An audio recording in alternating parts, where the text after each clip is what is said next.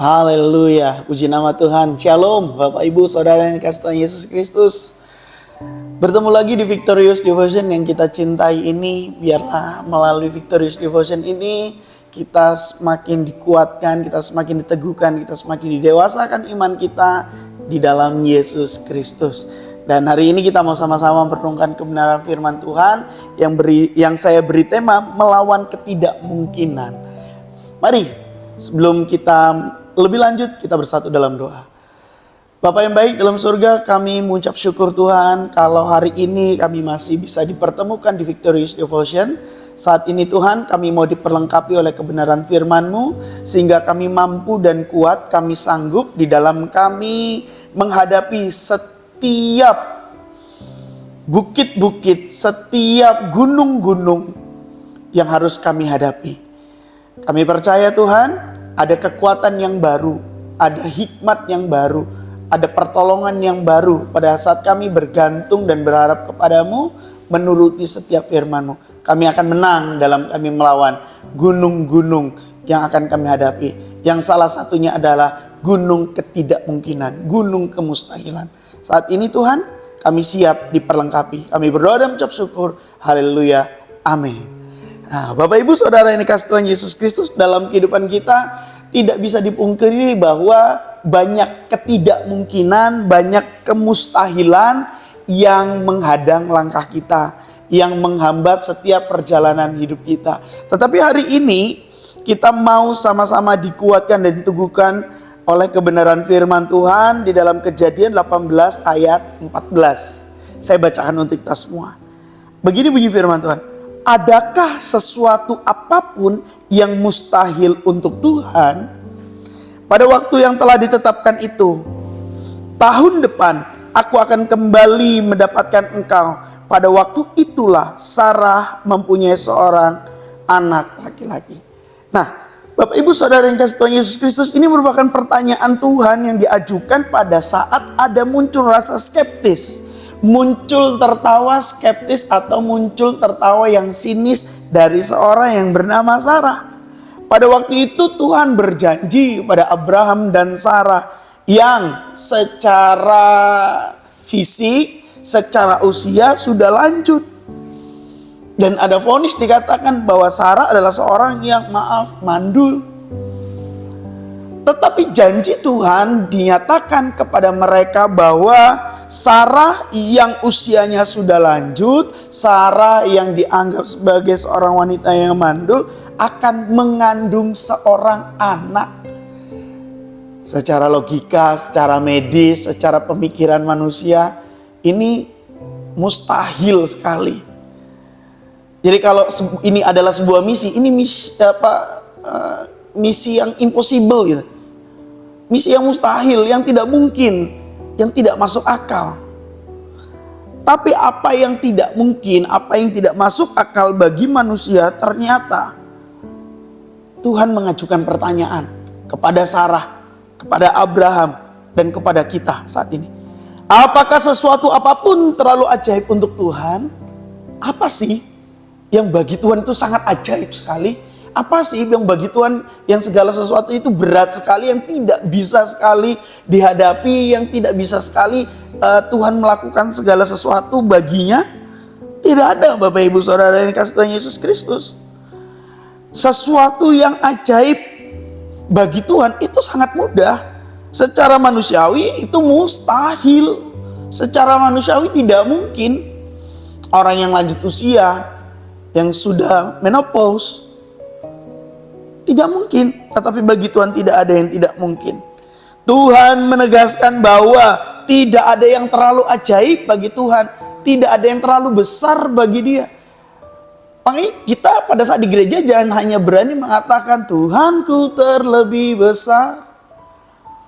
Tapi kita tidak meyakini akan kebesarannya. Kita punya Tuhan, aku punya Tuhan yang besar. Tapi hanya sekedar lagu yang kita nyanyikan.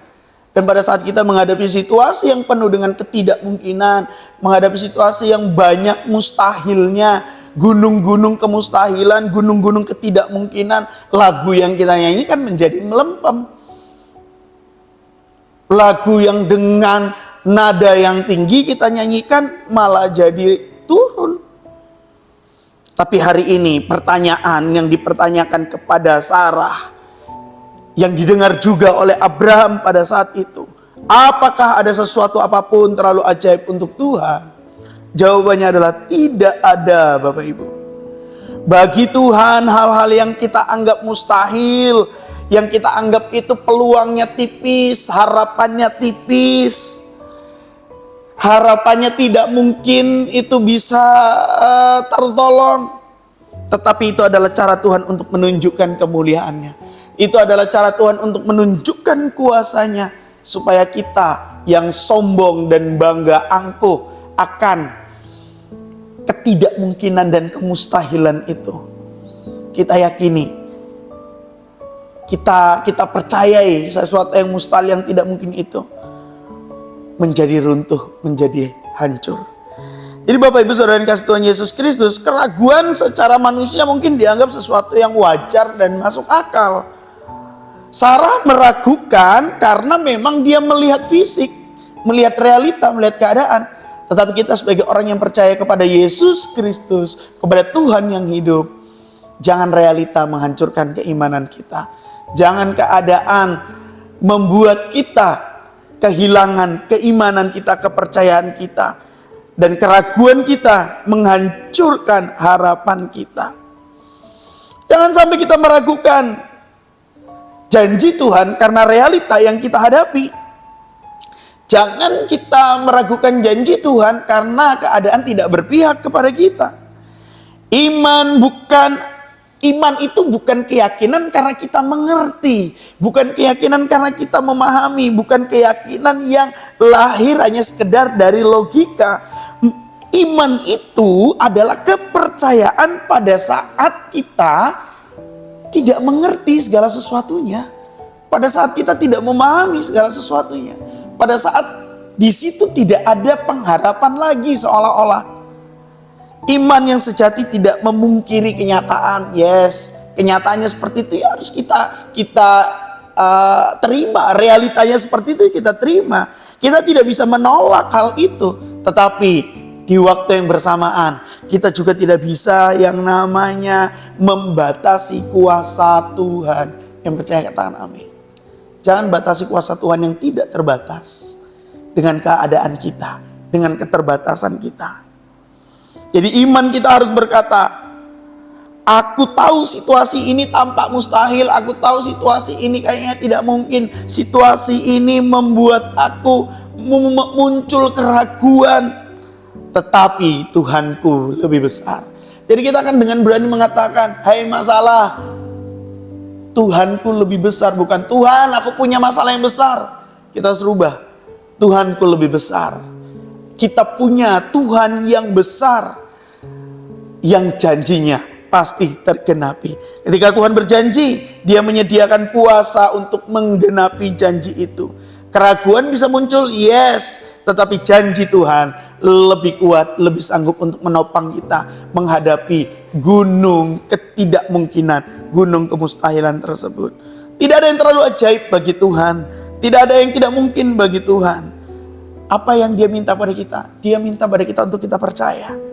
Bukan karena kita memahami segalanya, tetapi karena kita mengenal Dia, kita tahu Dia, kita sudah mengalami pengalaman bersama Dia, dan Dia sanggup melakukan segalanya.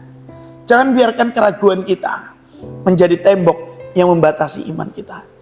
Jangan biarkan kekhawatiran kita meruntuhkan keimanan kita. Lihat Tuhan yang setia.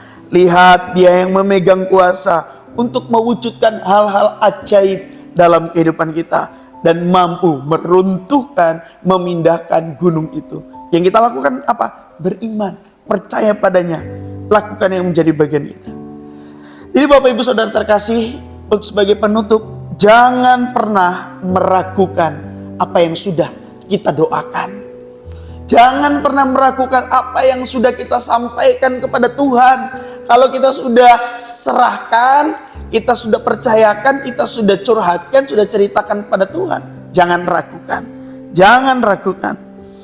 Karena kita berdoa kepada Tuhan yang benar, karena kita percaya kepada Tuhan yang hidup, karena kita menggantungkan harapan kita kepada Tuhan yang sanggup melawan ketidakmungkinan, melawan kemustahilan. Mari kita tundukkan doa kita tundukkan iman kita di bawah kuasa kedaulatannya. Kita berdoa. Kami mengucap syukur Tuhan untuk firman-Mu hari ini. Sungguh tidak ada yang terlalu ajaib bagi Engkau.